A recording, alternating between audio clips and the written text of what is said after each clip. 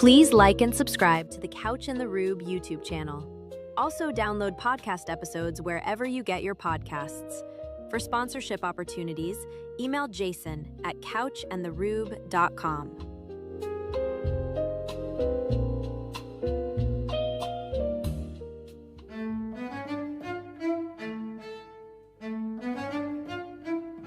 What do you get when you cross a know-it-all newspaper columnist with an awkward, unsophisticated everyman? Yeah.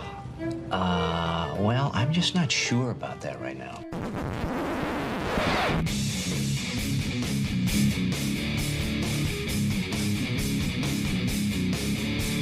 Welcome to Couch and the Rube. Welcome to Couch and the Rube, our Friday show, presented by our friends at Front 43 Neighborhood Pub and Cask & Company Kitchen and Bar, the original Couch and the Rube sponsor. That's just near the East Lansing border, next to Frandor, in Lansing, on East Saginaw. Unbelievable place for a date night, for to watch a game, for a work lunch. It is like the place I recommend to people. And they're like, where should I take somebody? If I'm in East Lansing, if I'm in Lansing, I need to impress somebody. I need to know the food's going to be good. I need to know the experience is going to be of quality. Go to caskandcompany.com. Make a reservation today. You can check out the menu. You can even book the private room at Front 43 and Cask & Company. So it can be just you and your party, or just you. If you just don't like people, the people around you are annoying you. You want to be catered just to you. Front 43 and Cask & Company has a private room. You can make it all about you. They will cater to you. You can sit alone in this room. You can watch games. You can have the menu, the drinks, all that great stuff at Front 43 and Cask & Company. Jason, how you doing, brother? Right now, either you're stuttering or I'm not picking it up because it's a what. So are you raising your voice at me? What the fuck? Hey, man. What's going on, buddy? Doing all right. It's good to have you back at the LSJ. I'm finally getting my money's worth. Just coming back. First week back. I try. Maternity leave. Look at this guy. Three quick takes from the training camp. A nice little heartfelt story about Izzo and that young man. What was his name? Oh, Sam Schultz. Sam Schultz. The tear-jerking story I read yesterday morning. I mean, this guy's back. Graham Couch is back, baby. That means football is back. But then we're taking next week off, though. Yeah, I'm off next week. Yeah. This is my standard summer thing. I tease you with a little bit of back. I'm like, here, we got quick takes. Hey. And then I'm like, I'm going up north to Marquette for a week. No worries, dude. Yeah. You push the content out. Now it's time to relax. It's too much. It's just too much. You got too much on your plate. I mean, you got a 6-hour drive ahead of you with a baby. What's the over-under on it? So it takes somebody. You could do it. Do you take a lot of bathroom breaks when you drive?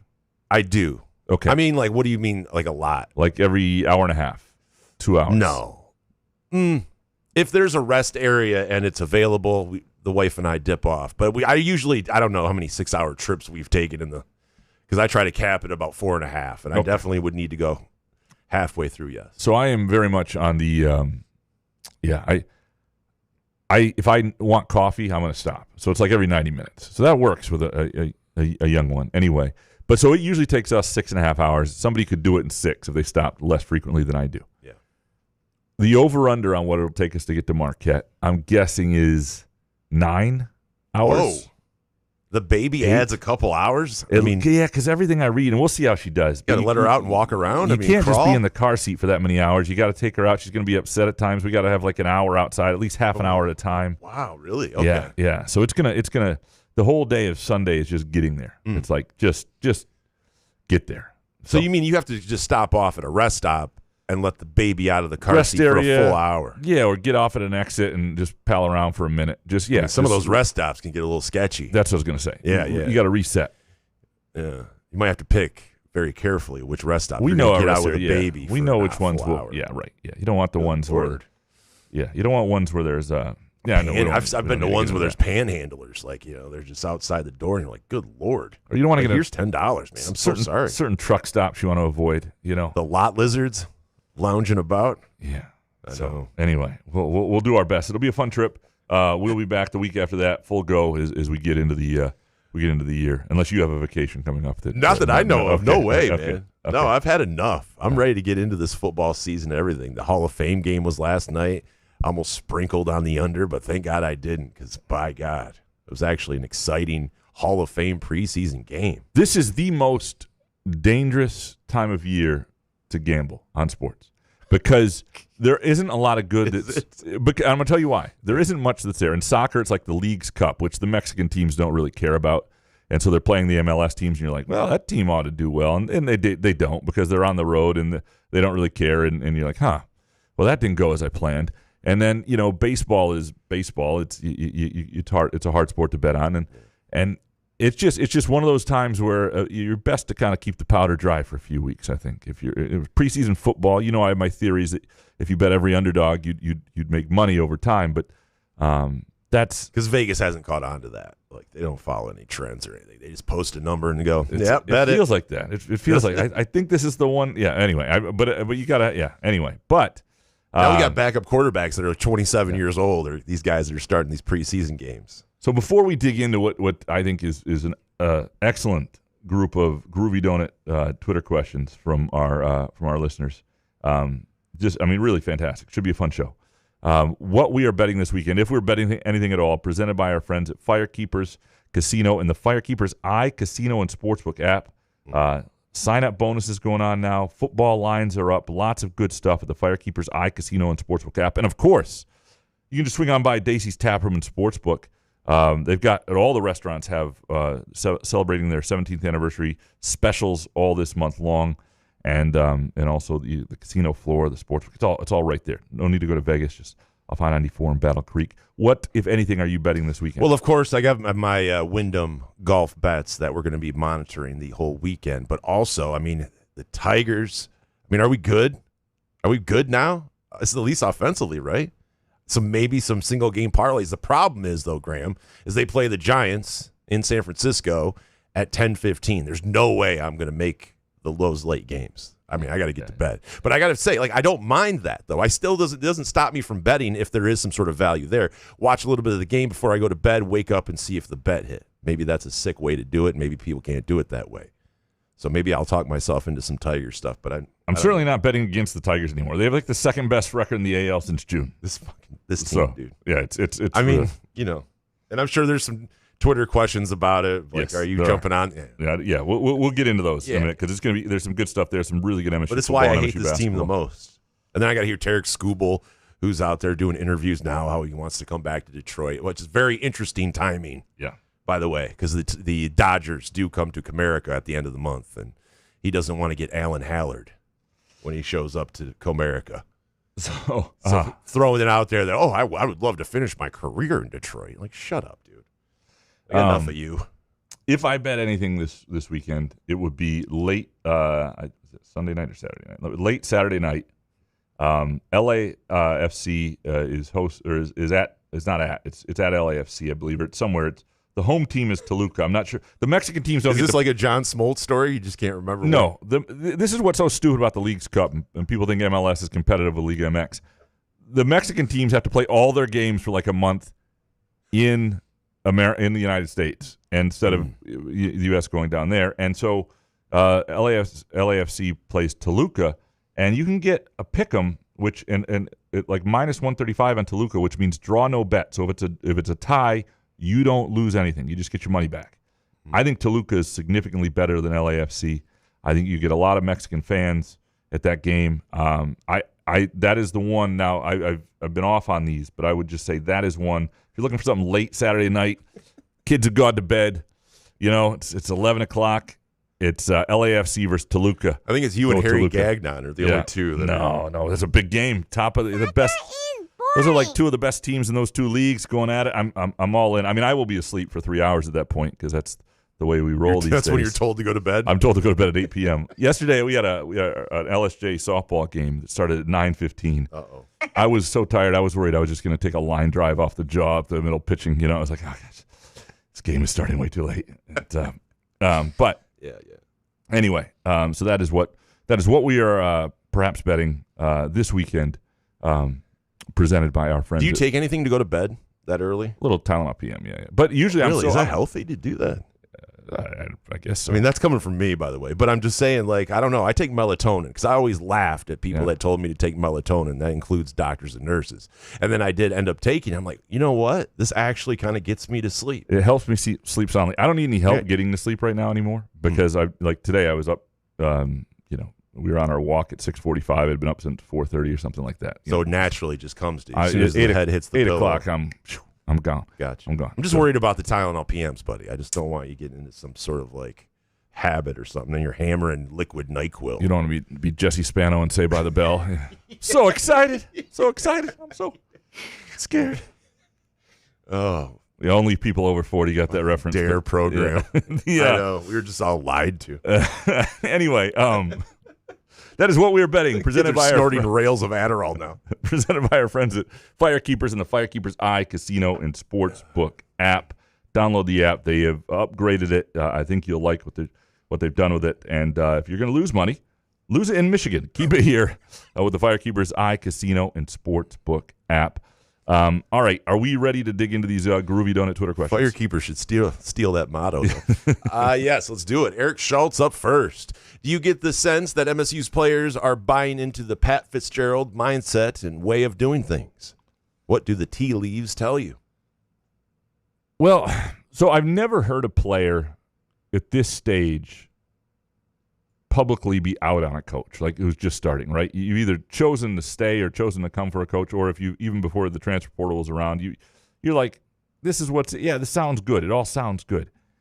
I think they are right now buying into him, and I think he is. I think a lot of them like the change in terms of energy, and I want to be careful in terms of saying accountability, because it's not that I don't think Jonathan Smith's staff held people accountable, but I think it's a little more tidy in the level of accountability that's being out there right now. Whether that sustains itself, I mean, I don't know. But right now, yeah. I mean, you just sense it. You sense it from guys. Now, part of that is Joe Rossi stuck around.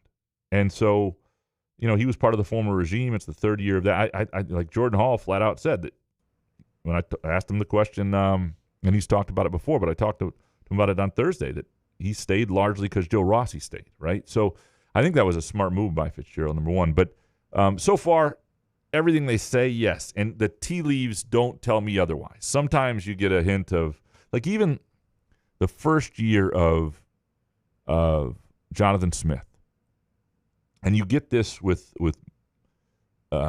any college media base. There are a lot of people covering the team who are just there because they love the team, and they want to love what's ever happening, and they want them to win. And they work for SpartanGob.blog, whatever, or they work for MGoBlow or whatever. They work, they're Spartans in the name, right? And they're there to. Are you talking about Comp?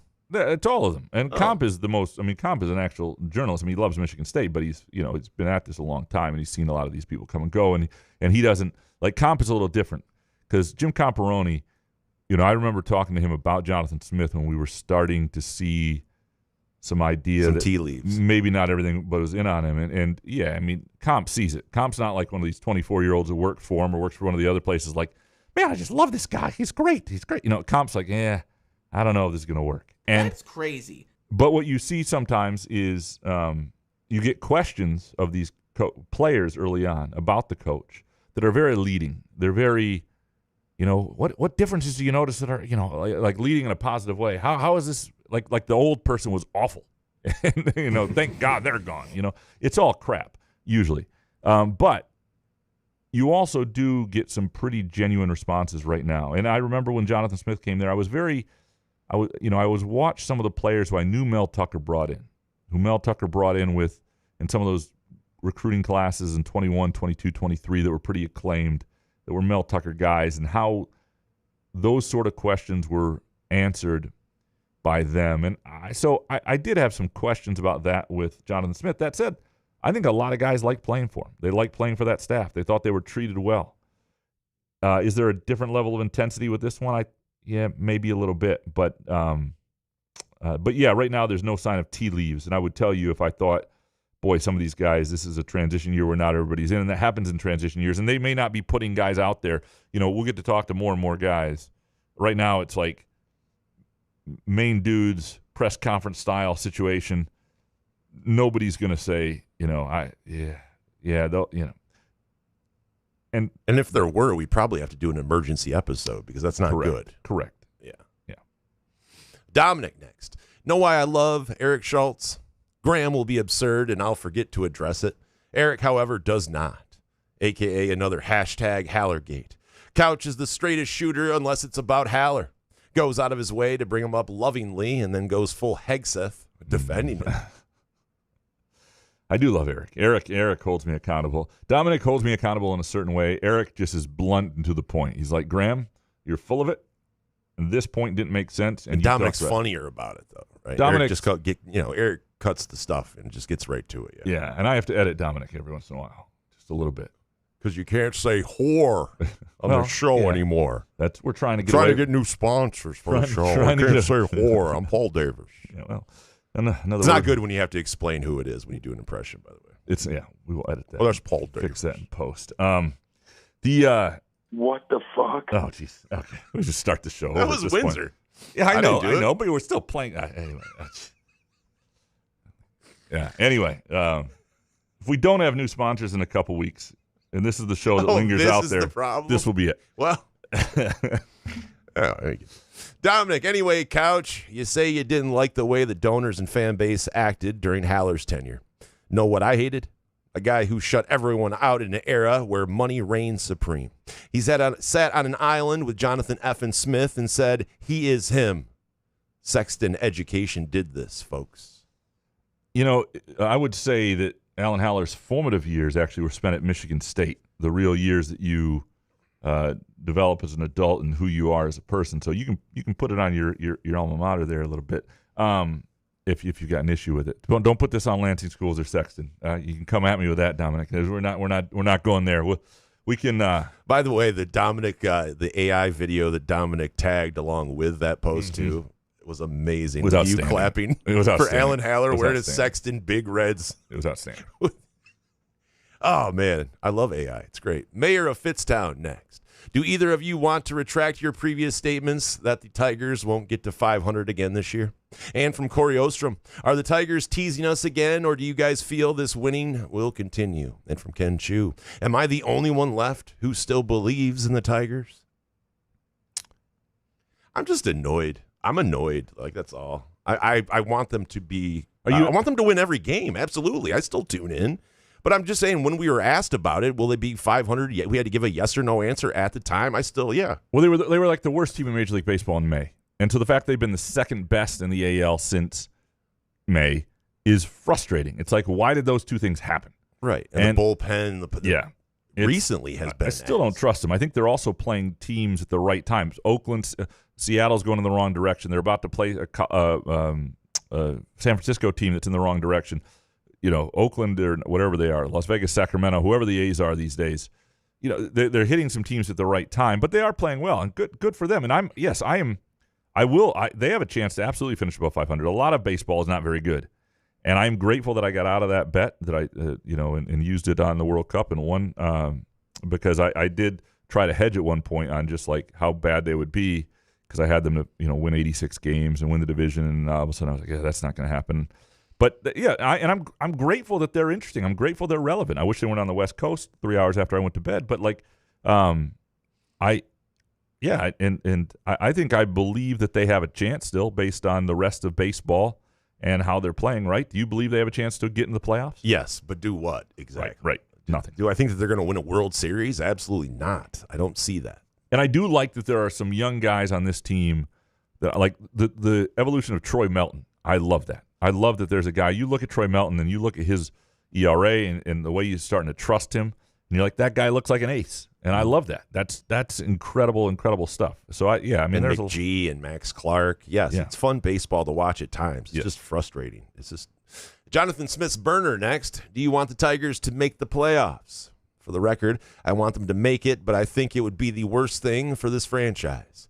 It would convince ownership that they're truly competitive and that the current model is working when we're nowhere near a World Series. I feel like no matter what, they're going to feel that way, right? The Harris and Illich are going to feel that way if we miss it. We make the playoffs.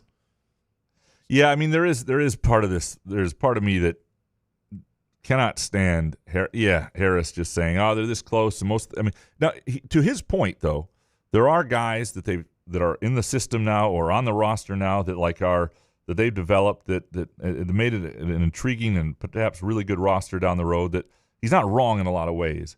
It's just we're all annoyed by their lack of willingness to go out and sign somebody even for a year.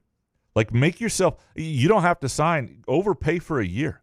Don't have to commit. There are guys who will take a great 1-year deal and then hit the market a year from now. Go get somebody who Alex Cobb. Last year, that's paying not him great. $15 million. That's not great. The guy was absolutely surprised. He's like, "Well, I was going to retire." Wait, what? Scott, you want me to play? I can't blame Alex Cobb for not turning that down. But it's like, what the? And they do, like Framber Valdez before the season, free agency. Like they do dip their toe in. It's when it counts the most. It's a trade deadline and getting no one back for Skubal and Mize that can come in right away and help us out. Not one player that can come in right away, right? Yeah. That's the frustrating part. So you can't tell me you sit there and think that you have a competitive ball club competitive for me means winning a World Series, the possibility of winning the World Series or making it to the World Series. And they don't have a bullpen right now that gives you a chance to do that. They don't have the lineup that gives you a chance to do that throughout. I mean, they are a team that, it's baseball. So, could they win a wild card round? Could they even get to the, if everything swung right for them, could they get to the, ALCS? Yeah, but they're not going any further than that. They're just not. And this isn't the days of, and part of me thinks back to like the reason there's so much Tigers angst to begin with is the 2006 Cardinals that won 83 games and still won. God. And so you can do Take that. a drink, everybody. Sorry. Every time Couch brings up the that makes me want to Cardinals. burn baseball down. Yeah. By the way, speaking of the Mariners, Cal Raleigh, did you know he was having such a terrible year? Like what happened? Did he run out of steroids or is he getting tested 3 times a day now? I mean, what happened? The guy hit 60 home runs last year. All-star. Yeah. Wow. All right, Jonathan Smith, Burner, Graham, who gets the bigger ovation? Skubal or Haller? Depends on the year. Right now, it's what year? Close. Give us a year. It's Haller for now. Haller. It's Haller now. Nah. It's still Skubal. We'll find out at the end of the month when he comes back with the Dodgers. Yeah. I'm telling you, fans are going to give him a standing ovation. I will fly Alan Haller to that game to see if we can do them side by side. We can put him on the jumbo. Well, then there's going to be just a moment of booze, and you won't know where it's coming from. It'll be in that section. Everybody turned around. It'll be Dominic, who's also at the game. I'll bring Alan Haller in. Because Skubal is going to get an ovation. Does he deserve one? Like he won back-to-back Cy Youngs. I don't think he gets an ovation this soon. I bet you he does. Let's put something on it. What else are we putting on it? Let's front 43. We got Terry and Arnold bet. Well, so you owe me a front 43 in Cask and Company. How do I owe you? What did he get convicted? I mean, is he? Oh yeah, the bet's not Terry over, and right? Arnold get sentenced. What was the bet? I don't even remember it. You thought he was going to get 25 to life. Oh yeah, that's what we bet on. We're betting on people's sentences. That's front 43 in Cask and Company. We will do a Groovy Donuts bet. If what? He doesn't get a standing ovation. If he does not, there's going to be a video and a standing ovation. If he does not get what looks like a true standing ovation, you owe me a dozen Groovy Donuts. Deal. And otherwise, I owe you a dozen Groovy Donuts. I think it's the best way to go. So By the how way, are we going to gauge that? Like it has to. There will be videos. There will be videos. Right, but so if like half the crowds it gives them a standing ovation, then what counts? If it feels like half the crowd is on their feet, that's a standing ovation. Yeah. Well, that's going to happen. I'll give you that. Yeah. And by the way, you don't need a standing ovation for anybody, yourself, or anything to get a dozen Groovy Donuts. You can just go to groovydonuts.com. Also, this weekend, Thursday through Sunday, the cherry cheesecake donut they have available. I mean, I'm telling you right now, all through August, they got this apricot ginger fritter that looks amazing, and also this blueberry sunshine old fashioned. But this cherry cheesecake, this thing, I'm telling you, get yourself to Groovy Donuts. Go to groovydonuts.com. Swing by either location, Lake Lansing Road in East Lansing, and also in Williamston, 7 a.m. to 1 p.m. Thursday through Sunday. Jonathan Smith Burner, why have we not referenced Graham working out with the football team in 2018? I stumbled upon those pictures recently, and that shit was fucking hilarious. I forgot to edit the language on this one. Sorry. Dang it. Bad. Effing hilarious. Why are we selling our soul before we even have to sell our soul? Well, we just don't. I'm not above it. We are going to continue to use the F word on the show. I just want it to have effect when it has. The F word's a great word. When so it has let a new effect. sponsor sign on, and then we swear after they sign on. I see what you're saying. That's smart. But it's got to have effect. You got to use it sparingly. We got a little carried away with it. That's all I'm saying. Well, you said this shit was fucking hilarious. I mean, that's when is a better time to say both. I mean, you saw that. I mean, it's kind of a good comment. By the way, we've brought that up before. I don't know how long Jonathan Smith's burner has been listening, but it was 2013, by the way. Oh, so thank you for thinking I looked that good in 2018. I was 33. Wait, you think you look better there than you do now? In 2013? Yeah. Yeah. Oh yeah. I was considerably lighter. Really? And yeah. I was a pretty good athlete because I remember Ken Manny, the strength and conditioning coach, talking about my quick twitch muscles and all that stuff. That was the end of my athletic prime. So yeah, I've tweeted that out like every 5 years. I think I tweeted it out in 2018 again, and maybe 2023, and that's maybe where you saw it. But that was a 2023. Fire it back out. 23. That was a good experience. In fact, have intern Nolan put it on the Instagram.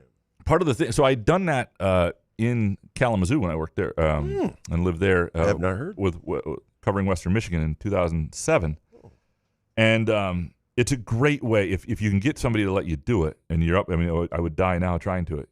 It's a great way if you're covering a team to get respect from the players, because what they go through in the summer is just brutal, and they don't expect anybody to be able to endure it with them.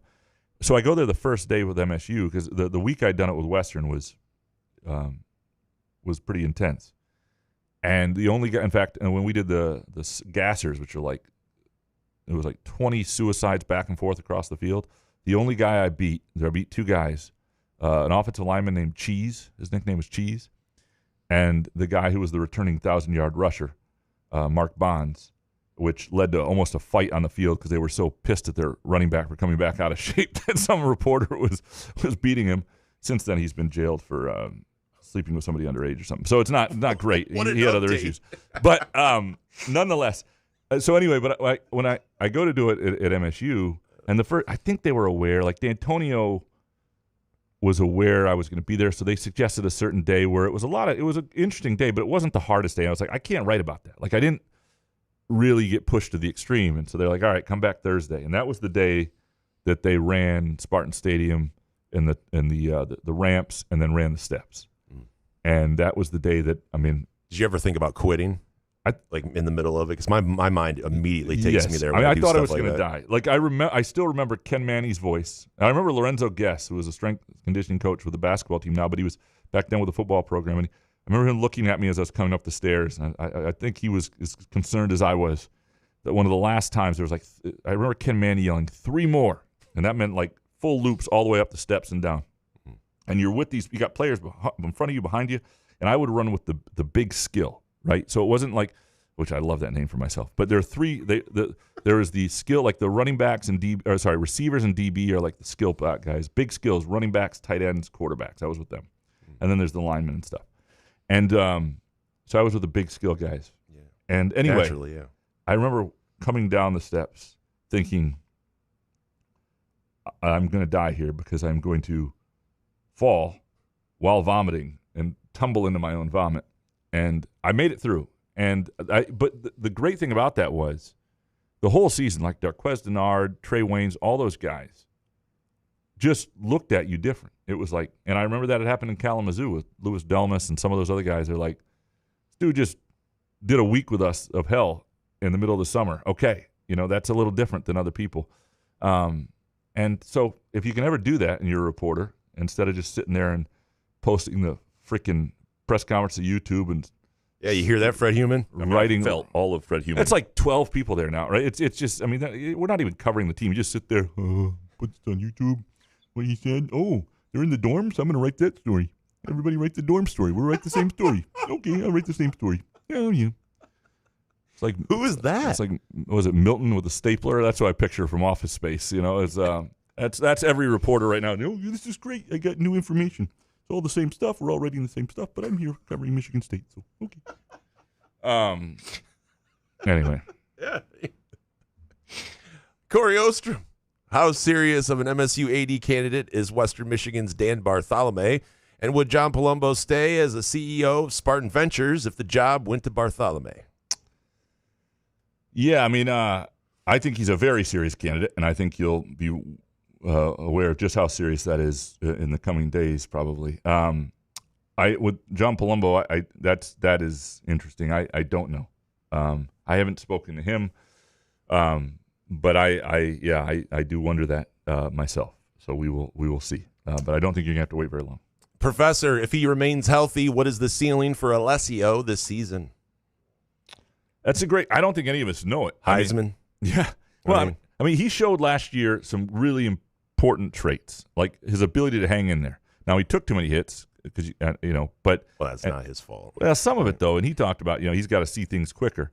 The question is, can he become a playmaker with his arm and because he's a pocket passer, right? He's not. Now he's got decent feet, but he's not a guy who's going to take off and just dominate. With his legs. Prime Mike Vick would have taken hits with that offensive line. I'm not saying it was his fault entirely. I'm just saying, he has some traits that I think are really important to developing as a quarterback, and one of those is hanging on to the ball as long as you need to let things develop downfield. And that is where when Aiden Childs lost confidence, like I think Aiden Childs' season last year mirrored a little bit of Andrew Maxwell's 2012. Now, they're very different quarterbacks, and Childs at his best was more prolific than Maxwell ever was. But Maxwell was making progress to the middle of that season, and then you had that receiver group that dropped 66 passes. The offensive line was beat up. He lost confidence, and it got worse. And Aiden Childs, I mean, you remember that Nebraska game. He's taking just tremendous hits. He went from a guy who looked like he had really taken steps, even though his instinct as a really athletic quarterback is to pull it down and go. He had gotten through that a lot, and he looked like a guy who could really be a player because he had the tools. And then he started to lose confidence, and you would just see him duck his head down when there were guys that would break open a second later. And once that happens, that really stops who you can become as a quarterback. We'll see what happens for him at Northwestern. I think this is a good fresh start for him. I think the new 5-year rule, the fact that he's going to have 2 more years of college football as a young guy, he's a 20-year-old senior. A lot of these guys, are like 20-year-old freshmen these days. So, I think that'll help him.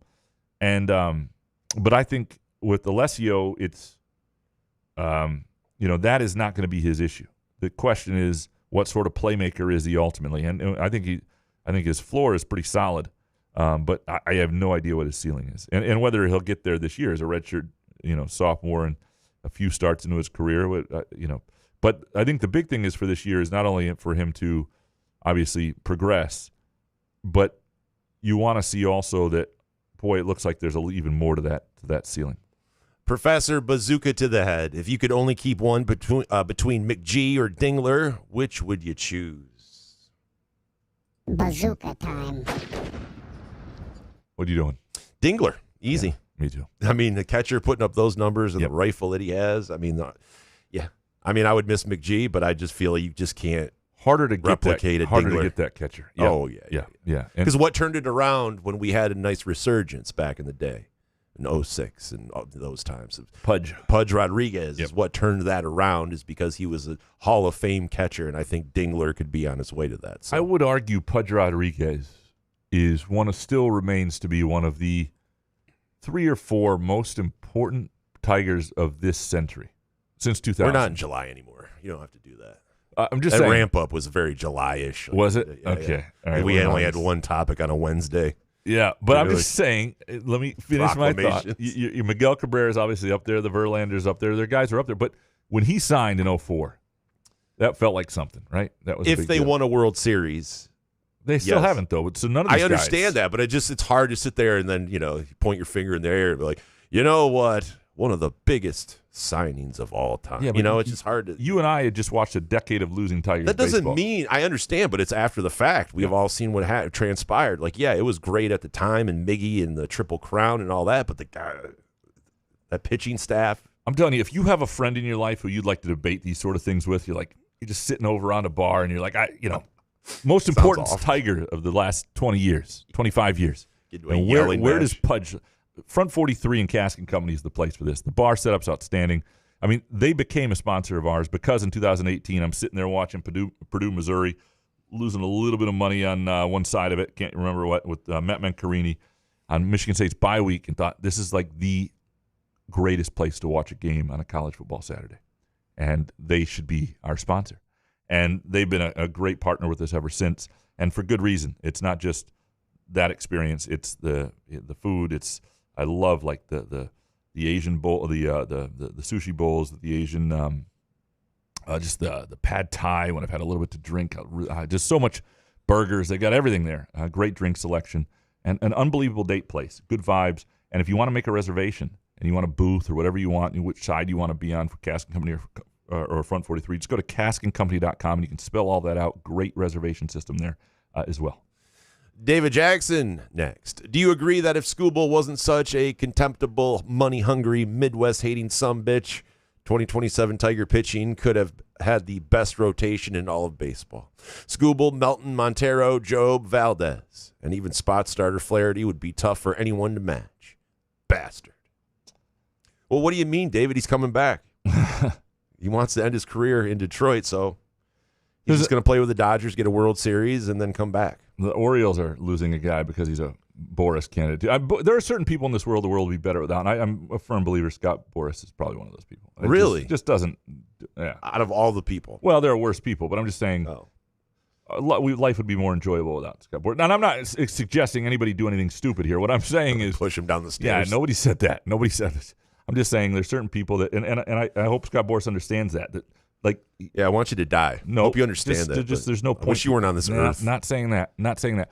But it's just what do you want him to do? Go away? Yeah, go away. Oh, that's it. Well, like death. No. That's the ultimate going away. Retire. I would like him to retire. That's what I should have said out of the realm, out of the beginning. And then die. Nope, didn't say that. Did not say that. David Jackson, can you say a bit more about Ethan Taylor and who he's a bit alike, and what can we expect? I watched highlights and I saw Deontay Davis rim protection. Only it looks like Taylor is also a real shooter. Of the two coming out of high school, which one would you have recruited?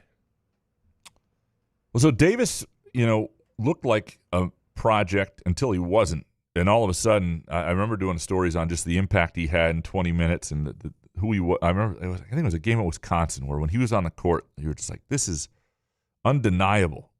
The just sort of the analytics of it, what he does to winning for them. And I don't, the thing I would recruit Taylor over Davis because Taylor's bigger. And so if I was taking either one of those guys out of high school, I would take Ethan Taylor. Doesn't mean Davis, like the shame of Deontay Davis, and you hope Ethan Taylor doesn't make a mistake like this, is like, I think Deontay Davis could have been a hell of a player, college and pro, if he'd done another year or two in college. I think what he would, it's just too bad. And he was of an era too soon. Look at all these lawsuits. Like, you got all these guys from 2022 suing to get NIL, to get an extra year of eligibility. If I'm Deontay Davis, whose family needed him to go pro, I'm suing right now. I'm like, you guys, I don't even want to play. You just owe me a crap load of money, right? I'm sorry, but that guy was in the wrong era. If I'm Ray Weathers in 1993 when Prop 48 and got 3 years of eligibility, I'm suing the hell out of you. I'm 50 years old. I want something. That's got to chap Deontay Davis's ass, though. Like when he sees what some of these guys are getting and like how much money he would have made. Because I think that he would have stayed. Right? Like I think he knew that he had to develop. But like you mentioned, the family and jeez. Sorry, that was just the usual plug falling out of the. We're back to that bit again. Sorry, missed that one. I think, like, there are a lot of guys who would have made different decisions if in this era, and for better or worse, you can say that was a better era, but there are certain things that weren't better about that. A guy like Deontay Davis feeling like he needed to go take a shot at the pros, and granted, he got a pretty good deal. He got guaranteed money for 3 years, and I don't know if he saved any of it, and he didn't get the worst deal by sliding. They got a decent contract, and he had good. Vince Carter and Marc Gasol were really good mentors to him in Memphis. So, he landed in a perfect spot. He just wasn't ready for it anyway. He just wasn't good enough anyway. He needed more time to develop this, and he didn't have it because, the circumstance. Bartholomew next. Has Cam Ward developed a three-point shot? Can he rebound the ball like Kohler? If not, why so willing to let Kohler walk? Having Carr and Ward on the floor to start the game sounds like a challenge offensively, but hoping I'm wrong. Continuing to not build NBA rosters like the others. And from Matty B, what am I missing with the Cam Ward hype? Don't get me wrong. I think he had moments, but everyone keeps talking about him like he's the second coming of Chris Bosh. He seemed to be a bull in a china closet last year and fouled a lot. He had those moments. I think he was. He's a bull in a china closet. The wrist affected his whole year. It changed the whole year for him. The player he was becoming, and obviously not every day was going to be the 18-10 he had against Arkansas. The player he was becoming when they beat North Carolina in Fort Myers and the day he hurt the wrist, it affected that year. A couple things about him, about Cam Ward, is I think defensively he's somebody they have not had that often. Somebody who just really ultimate switchable stuff. I'm not saying he's quite Merez Johnson, who was drafted because of this ability, but I think he's a version of it where you can switch on a guard. He can do a lot of. I mean, he is the rebounding is like he took Jackson Kohler's rebounding numbers took a hit last year because of Cam Ward, and they knew it in practice. Like the year before in practice, Jackson Kohler's cleaning up everything. Nobody could get a rebound. And then Cam Ward shows up, and it's like, oh, okay. And so I think he's going to become an elite rebounder. I think he's going to be a special defender. The offensive game, I think he is somebody who can play through people in terms of physicality inside. We'll see on the shot. There's some people see it Moneyball. He's improved the shot. We'll see what kind of shooter he becomes. I don't know. That will be, for his NBA purposes, probably important, although if you can defend a lot of positions, that helps. I think he's going to be an exceptional player, and I think this is a big summer for him. And if I'm wrong, I'm wrong, but I'm sticking by that for the time being. But there are, you would lose Cam Ward if you got Kohler. Now maybe not now because he's not in the transfer portal, but he wouldn't have stuck around if Kohler was coming back. I don't think. Or maybe he would have. It's just there's a natural flow to this. It's his time, and if they hadn't brought in Anton Bonk, the Kohler thing might be different. But the other thing is I think Kohler's ready to move on himself a little bit. I just do. I mean, he is a guy who is an intense guy who's a 100% dude at practice, who I think he wouldn't mind hearing a different voice in his head than Tom Izzo occasionally, and it's nothing against Izzo. I think that was incredible experience for him that entire time in terms of development and all that stuff. But I think this is probably best for everybody. I think it's best for Kohler in certain ways if he can find somebody that can kind of try to unlock even more of his offensive game. And we said, would somebody please guard somebody?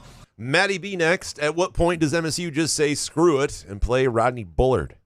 I have to imagine they have several receipts of contacting the NCAA trying to get this solved. If they can't decide up to now, just play him. And from Dan Mack. Does the new 5-year eligibility rule mean that Rodney Bullard is now eligible to play this season? Well, hold on. Give me some Hoff real quick. I'll pull something up.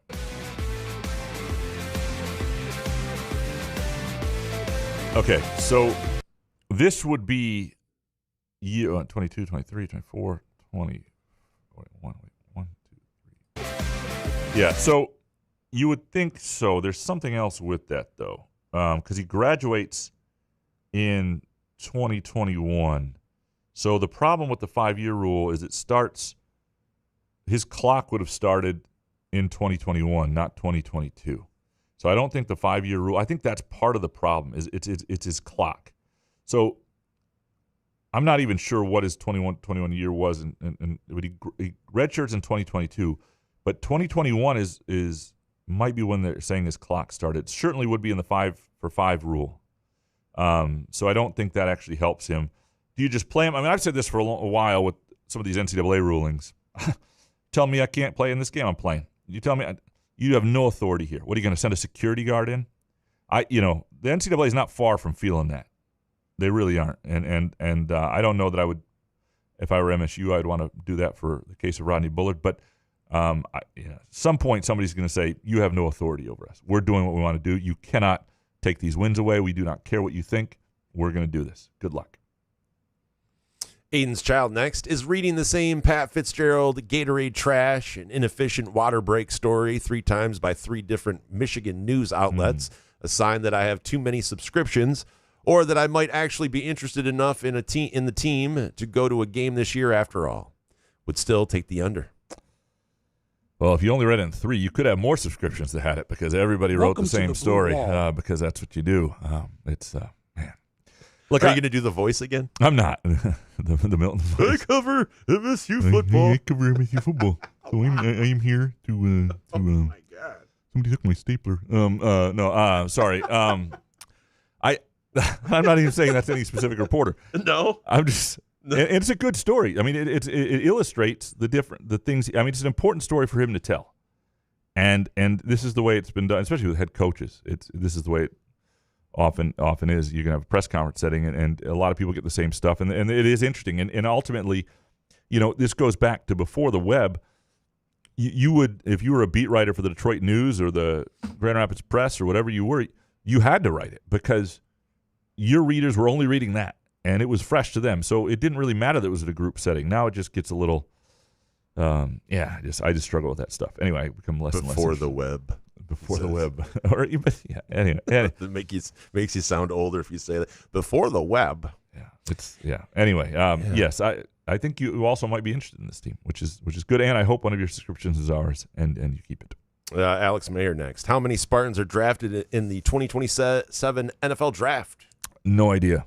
I don't think this is a team with a lot of pros, but often you get down past round 4, and there will be 2 or 3 guys almost every year who are. They've had, the 1 year where they didn't.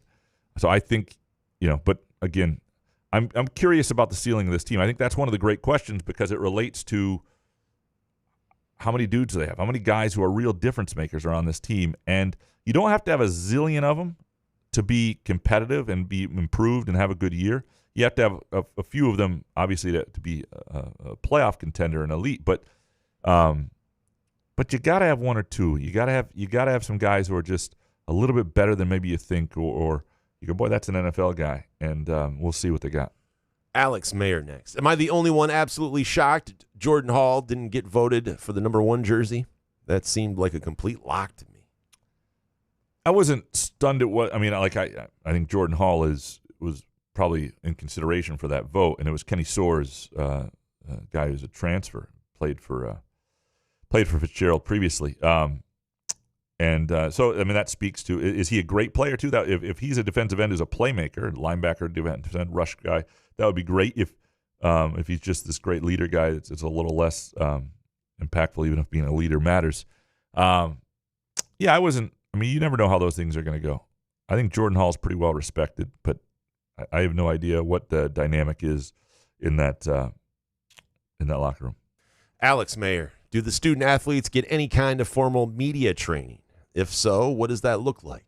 I do think they work with them, the media relations staff, for sure. I don't know if they bring in any experts or I remember when I was covering Western, they brought me in a couple times to do things, which was weird because then I was the guy interviewing them most of the time. So I'd get in there and I'd be like, just tell me everything, I'll make sure it's not too bad, but don't hold anything back and don't tell anybody else anything, just me. No, I'm just kidding. I didn't go that far. But, I would always try to encourage people to try to get as comfortable as I can and share their stories because this is their opportunity to share their stories. One of my issues with places that don't allow for great media access is a lot of these kids, this is their moment where people care about them. And a lot of them have really good stories, and a lot of those stories are never found out or never told because they're essentially grown-ups, but, there's some gatekeeping. Somebody's keeping them from being talking, and I think that shit is trash. And I that stuff pisses me off to no end. And to be fair, Michigan State is better than most of this. If you have last year, I did 3 or 4 stories that were well beyond what the more formal interview was done in front of people, where I got somebody, off to the side for a little while because I had information to ask them about. Whether it be somebody's fiance being shot, or another one was a high school friend being shot, or whatever their story was that was deeper than what was there, and they're really good about giving you those opportunities, and you got to have something, but and also a lot of these younger people are so used to being on camera with their phones and all these other things. It's not like when you and I were younger, when if you were high school kids being interviewed by local TV, they would always freeze up because they're like, oh my God, lights on me. But all these kids are used to that now. The phone changes it though. I mean, nothing pisses me off with the media is than the phone in the face stuff.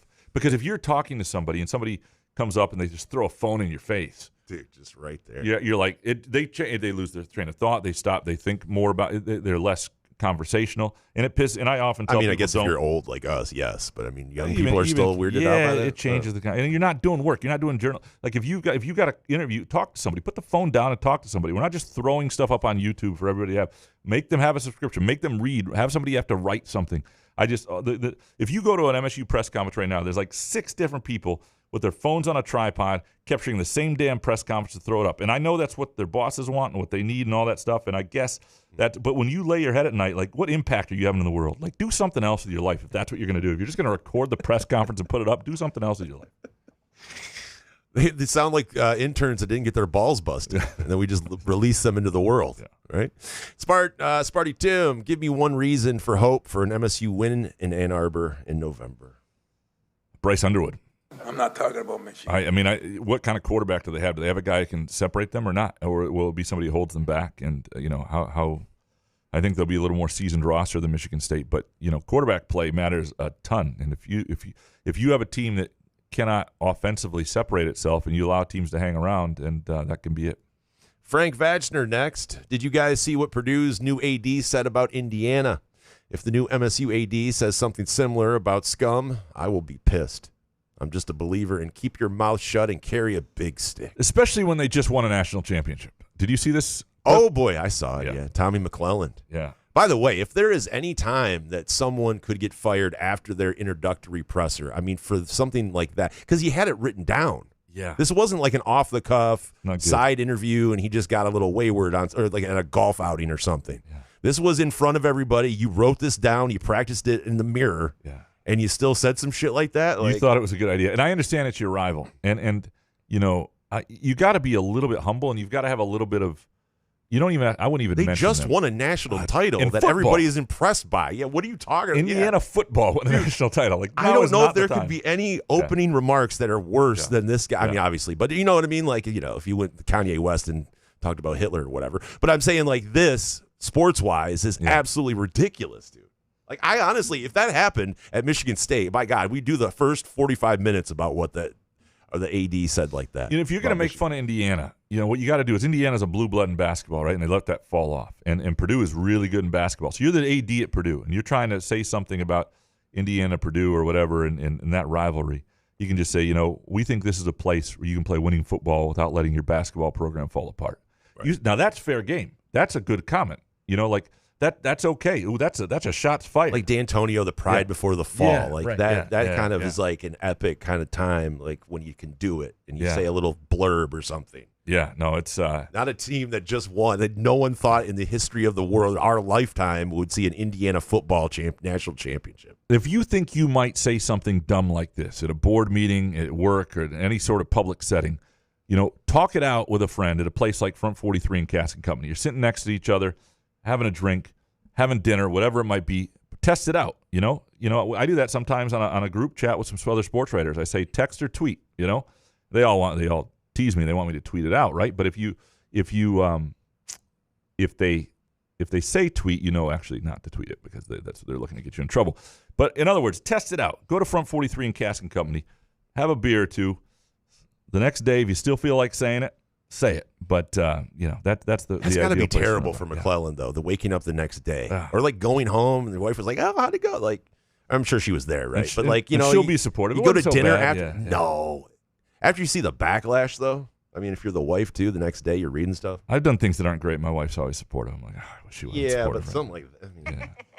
I mean, Richard Gain next. Graham and Elizabeth having a baby. Time just right so Graham could skip Big Ten Media Days is 3D chess. Mm-hmm.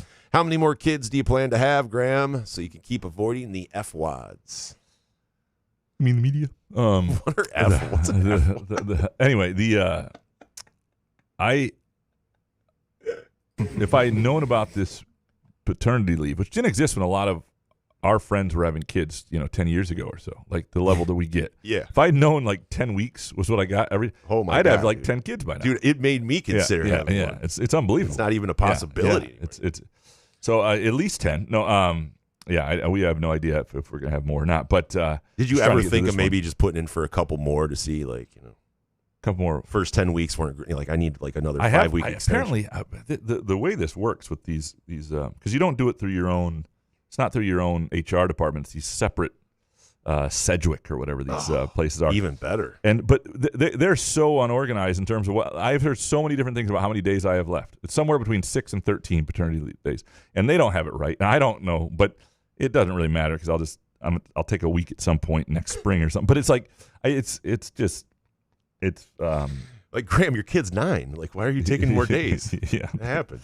It's amazing. I'm like, man, if I ever lose this job, there is work out there for you because there are people whose job is to get this stuff right who don't, and like maternity leave hours and stuff like that. So I can go. So if you don't, I can go do that for a living. Oh, I could do this. I could keep this straight. If you emailed me and said how many hours do I have left or how many days of paternity leave, I could be like, well, Jason, you don't have any children, so none. But these guys would probably say, well, that I know of though, Graham. These guys would probably say, well, it looks like 64 here. I need 3 weeks off to go find my child that I allegedly almost had. You mind? Is that a different kind of bereavement? Story worth telling there. Okay. Richard Kane, getting less money for more years isn't a good strategy. I'm less and less confident MSU is prepared to compete in this new age. I know MSU is not an Ohio State brand's level, but less than a quarter of what Ohio State got in the yearly value for their jersey patch deal. Wait a minute. Okay. So this has to do with the MSU FCU patch. And I don't know what the overall worth could have been or what they could have been. They shopped around. Here's what I like about the MSU FCU jersey patch deal is it's a homegrown brand, right, that fits. You're not putting Caesars, on you're not putting something else. It's not Walmart. Hawaii Spa. It's not Hawaii Spa. It fits. And whether you could have gotten more and it is a long length of deal, I don't know. But that's something to look into a little bit. But it didn't jump out to me as an awful deal, and it's not.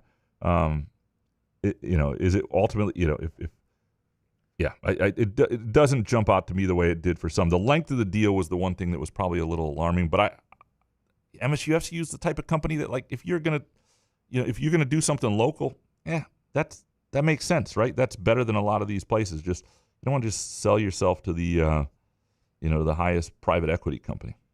Richard Kane next. Why do donuts have to replace the cake at weddings? Why not serve both?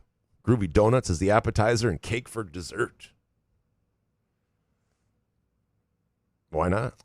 Yeah, you should serve both. Yeah. I mean, first of all, when do you serve? Like, you're talking about Groovy Donuts, like at the beginning, like at the reception or something? Well, you could. Yeah, there's a lot of different ways to look at this. You ruin your appetite, though. Yeah, but you could, like, you eat a sugary thing, and what about my salmon? I like this at the hour between the wedding and the reception. I say dinner, and then you have the appetizer for the donut, and we go do some dancing or whatever those people do at the weddings. I don't do, but I mean, then you have dessert after the donut. There's no reason not to have cake and donuts. The thing you don't get rid of is the donut, especially Groovy Donuts. And Groovy Donuts will cater your wedding. It is 100% worth it. Jacob Thalen just did it. Our listener, Jacob Thalen. Absolutely. It makes it memorable. You want to do things at your wedding that are memorable, and donuts are. We had donuts at our wedding before we knew about Groovy Donuts, and our donuts were good, but they were not Groovy Donuts. And but people still talk about that experience. So we did that, and a hot dog cart was the other memorable thing. Came late at night, so that was kind of a fun secondary thing. Hot dog carts and Groovy Donuts. Good way to go. Go to groovydonuts.com or give them a call if you are interested in having them cater. Or you just want to cater your weekend, just go to groovydonuts.com. Gruff Sparty is the best Sparty next. You went to practice. Did you have the time of your life? What insights were left on the cutting room floor when writing your 3 takes? Well, they give you about 20 minutes, and it's not just stretching. They're practicing, so that's cool. It's not really the team periods is much, but there are a lot of places like Michigan that give you nowhere near that, right? There are a lot of places that don't. And there's nowhere near 20 minutes. Or anything, right? Or practice, available practice. And there's some sounds light. There's some that give you all of it, and which I think is better. I think coaches are a little too paranoid of this stuff. But Michigan State's been pretty good over time, at least giving you a sense of things, and then giving you access later on. But couldn't they let the fanboy, like the impression that you're doing the whole show about these fan people, give them 20 minutes, and like the hardcore guys like yourself who don't have any fandom? Well, the problem is, give you guys a couple hours, because what are you guys going to do? Right? I mean, I've told the comp story here, and actually Solari, I think, joked about it a little bit yesterday with comp. Graham. So I still think that Jim Comparoni perhaps is the reason that practices aren't open everywhere all the time. Because he does an hour-and-a-half show outside the practice? No, because in the 90s, when Nick Saban was there, and Comp's been around a while. Yeah. And this is the early days of the internet and blogs, right? Before the web. This was the web is there. Oh. This is a spring practice, I believe. As the story's been told to me, and if I'm getting this wrong, I apologize. And I think Comp would admit that this probably wasn't great back then. And anyway, Saban basically had an open practice, and it was like, why not? It's spring practice, whatever. It's cool. I mean, ultimately, you're not. Izzo's had a million open practices. It's worked well for him. I covered Western Michigan for like 6 years, and every practice was open, and it never really burned them. And then Comp apparently did a transcript of everything that was said at practice by the coaches and posted it. And Saban just lost his shit, and that was the end of that. Well, that was a long time ago. But the Saban coaching tree is huge. So from that, the paranoia grows, and nobody ever, it would have been somebody, an unsuccessful coach who didn't have a tree. Maybe the impact doesn't grow. But I believe Comp is agent, quite the legacy. He's agent zero of the lack of open practice. Gruff Sparty is the best Sparty next. Have you given Cora some Hoff yet? I haven't. I'm waiting for Feliz Navidad. Soccer is boring. She's heard a lot of music. I have to bring her some Hoff because there are some Hoff that we don't even play as much because we play so much Lats that I miss. Play it on the ride this weekend, right? Yeah. So see if Hoff wants. Give her some Hoff on that. My wife wants. Figured that beep out on the Jeep. Oh, I did get one of our listeners. Thank you, by the way. Reached out about that, and there is a. Do you have the web at home? You could have just how do I get this terrible beeping to stop in my Jeep? ChatGPT. Yeah. ChatGPT is your friend. I'm telling you. I use ChatGPT. I love it so much. As an advisor, quite often these days. Yeah, it raises norm for me. It's easy. Max, next. Great article about Sam Schultz. I had tears in my eyes while reading it. It makes me extremely thankful for what I have, healthy children, and a great life. It also makes me proud to be a Spartan. Does a story like this hit you harder now that you have a child yourself? A little bit in that you think, especially when I was talking to his mom. Oh, no, it was his dad about how they thought at birth, like in the delivery room, everybody was celebrating. And for people who don't know, I did a story on Sam Schultz. This guy has what's known as the butterfly disease, where your skin is, 80%, sores, and it's just bad. It's brutal. It's not great. And a lot of people don't live full lives, and they have another child that has it as well, right? Correct. Yeah. And Sam is probably, they basically told him, whatever you want to do, you need to do now. And what he wanted to do was go to East Lansing, and he had become friends with some of the Michigan State players and staff through a DM sent to Tum Tum years ago. And of course, Tum Tum, being the guy he is, responded like 5 minutes after a game. Tum Tum. What a human being. Yeah, just a good dude. And anyway, Tom sending a plane for him. I mean, it's just, And so what you think about is you think about the delivery room and just that moment. You can almost picture it where everybody thinks it's healthy, and then he noticed something about his lips that weren't, and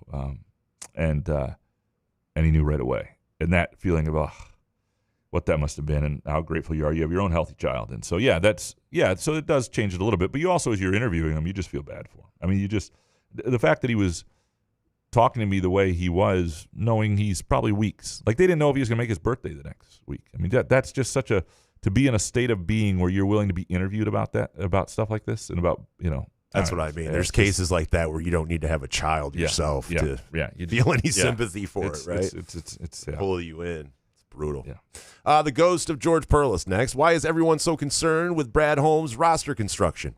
3 years ago, he built a roster that reached the NFC Championship game.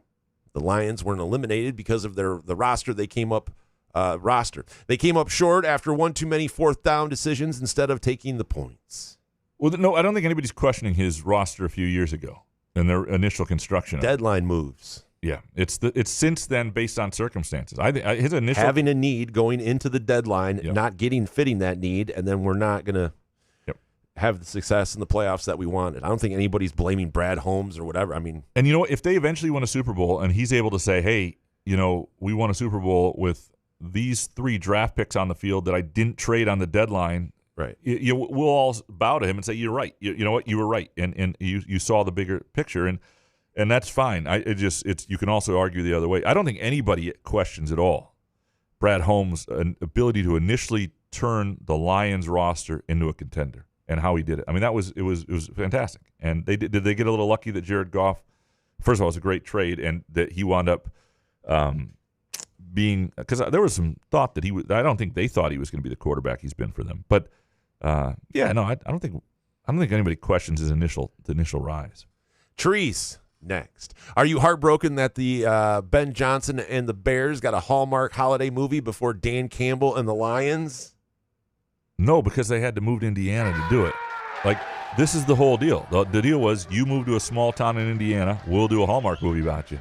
And so they're moving to a small town in Indiana, even if it's surrounded by smokestacks. Attaboy, Couch. Yeah. So sick burn. Yeah, there you go. I'm just glad my wife wrote in something I didn't have to explain for 4.5 minutes and shit. Scott Skiles, long pinky fingernail next. I'm in a fantasy football league where we still all fly to get together for an in-person draft. Hell yeah. Is this one of the true everlasting joys of sportsdom? Hold on to it tight. Yes. Scott Skiles, long pinky fingernail. Because once it's gone, it's gone. Because you guys get older and it's just gone. I was thinking about football Sundays back in the day, back in the early 2000s, like reminiscing about that, and that'll never happen again, really. My boy Paul Rollins, man, that guy, he hosted our fantasy draft for, and I still don't know if this league died because of COVID or if they just kicked me out and didn't tell me and it kept going a while, because that's a distinct possibility. But I used to love it, man. And it was like, not some guys would be online, and there was always one guy who was auto drafting because he couldn't be there, and that was annoying. But I would say 3/4 of the league was sitting around a table and in somebody's house having brew and just watching. Having brews. Sorry, I meant brews. Crushing some brews, some ganja, the naughty stuff. Usually we'd have like a Lions preseason game on. And I remember one year the Lions were playing the Browns. Yeah. And the Browns are just killing them in the preseason. And I wound up having way too many Browns on my roster. I'm watching the Browns, I'm like, that guy's good. Holy crap, draft him. But, yeah, man, that stuff's, I don't know. When did you lose your last league like this? Where they just, what? Where you got around. They uninvited me but didn't tell me. And No. Where you used to get together with guys. Shit. Probably 2012, 2013, something. No, 2015, yeah. About 10 years ago or something like that. You know what's really ass, though, is these fantasy punishments for the guys that finish absolute last. And I know a lot of it is just bullshit, like these guys are trying to get clicks. But I saw one yesterday where the guy had to play in a golf foursome, and had to play the whole round without a ball. Yeah. And it got clicks. I got it. You saw it, whatever. But it's just like some of these, like I would never sign up for any of that. I would actually, like, I consider myself a decent fantasy football player, but like, I would just be like, no, I'm not doing that. Like, oh, Jason, you got to sit in a Speedo on the corner of Allegan here and hold up a sign that says, I suck at fantasy football. I'd just be like, nah, I'm not doing that. I guess I'll find another league or something. But I would do the golf and just say, hey, it was hole in one. Did you guys see that where that landed? You guys are good. This guy. I mean, if anything happens at the LSJ, stand-up comedy for this guy. Am I right? Also, by the way, if you still have one of these leagues, or you're thinking, man, enough of us are still around, we ought to do it in person. I'm telling you, the private room at Front 43 in Cask & Company, great place for your fantasy draft. Rent it, get it catered. You got the TVs around you. You got the excellent menu and drink selection, all right there for you at Front 43 in Cask & Company. Go to caskandcompany.com. Skiles, long pinky fingernail next. The bottom tier of MSU quarterbacks for me have been Van Dyke with his stupid arm tattoos so he could remember his name, Tyler O'Connor, and Damon Dowdell. I only have Milivojevic. Milivojevic. So good. One tier above that right now, alongside Maxwell. Fair? Well, I mean, it's just such an incomplete, right? I mean, we don't know. I would not actually say that, because I think Maxwell's great weakness that he couldn't overcome was, I mean, he didn't have great touch on the ball. I mean, he had a cannon for an arm, but didn't have great touch underneath.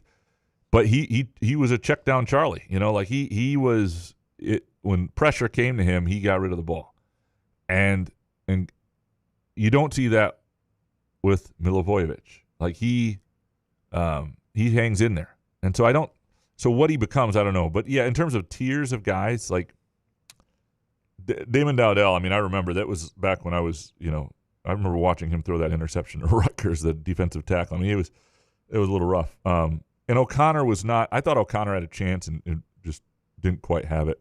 It's a good question. I just think with a current guy who's a redshirt sophomore who's going into his second year and first full year as a starter, it's just hard to put them in a tier, frankly.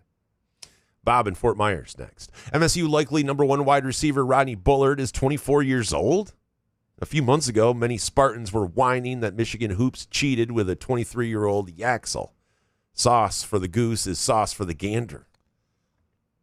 Well, yeah, and I always found the Yaxel age stuff weird because, Hunter Dickinson was like up there too, and A.J. Hogard was up there, and all these guys. And my problem with them is not, I have a much less problem with a 23-year-old basketball player playing against 19-year-olds than I do a 19-year-old playing against 16-year-olds. Because in terms of when you physically can start to put on mass muscle, like, there are a lot of people in this world that want to protect women's sports from, like, trans people. And I'm not getting political here, but I'll tell you, right, there are a lot fewer incidents of that than there are 19-year-olds playing high school football, which should not be allowed. It shouldn't. I'm sorry. When I was 16, 15, I pumped iron every day. You could only get so big because you're 15 or 16. Your body's not ready for it. You turn 19, you can really put on some. It's just a different thing. Protect youth sports. 19-year-olds have no place in high school sports, no place at all. And that would stop these kids from being 20-year-old freshmen in college too. And hopefully this 5-year rule does that a little bit too. But I have a much less problem with an old college guy than I do a 19-year-old in high school sports. Bob, what a stance. Thanks. What a stance. No shit. Bob in Fort Myers. Are any MSU leaders and donors studying Northwestern's smaller capacity luxury stadium? I'd pay much more per ticket and fly in for more games if I didn't have to sit on a frozen bleacher and piss in a trough. I'm with Bob. The trough, though, is it's terrible part of the charm. It's interesting that I don't think Michigan State's going to have a smaller stadium. Part of the problem for Northwestern is they have a smaller fan base. And now this won't stop other fan bases from coming in and swarming their stadium. I mean, one thing you're starting to get Pat Fitzgerald grateful for is he's actually going to have a home field advantage for the first time. Their stadium is cool, though. It is cool. It's exactly what we want for like a really cool soccer stadium. I think it's the future in a lot of ways. I am a little concerned about what MSU does. You don't want to get stuck in this. You don't want to be this team, the place that does it wrong when people are really starting to upgrade stadiums at the college level. I'll give you an example. You don't want to be the new Comiskey Park or whatever they call where the White Sox play now, right? Everybody's building a new stadium in the beginning of the 90s, and you get Camden Yards is like the one that gets built. It's amazing. And the White Sox tried to replicate Yankee Stadium, and they built shit. And then they're stuck with that for 40. Michigan State's got to really find out what you want to be. I would be careful not to. You have to cater to donors, but I would be try to make it a stadium of the people. That's a really great place for people to enjoy. Just get rid of the troughs. I mean, but keep the troughs. Keep the damn troughs. Keep the troughs. That's gross. Bob, I know Couch loves Marquette. MSNBC's election expert and anchor Steve Kornacki with a huge random shout out to Marquette during Tuesday night's election coverage.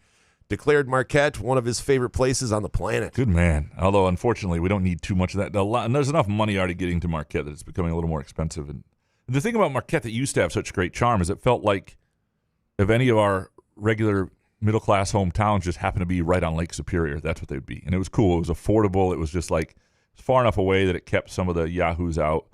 Unfortunately, people in Chicago have started to discover that it's actually not that far away because you just cut through Wisconsin. I don't think they knew that for a while. It's getting a little. They didn't know that? I don't know. People in Chicago don't. I mean, they go to Wisconsin even though Michigan exists. It's not. I don't know that they know everything about geography. Wisconsin is pretty sweet though too. Is it? Yeah, I've enjoyed myself in Wisconsin. Okay. Yeah.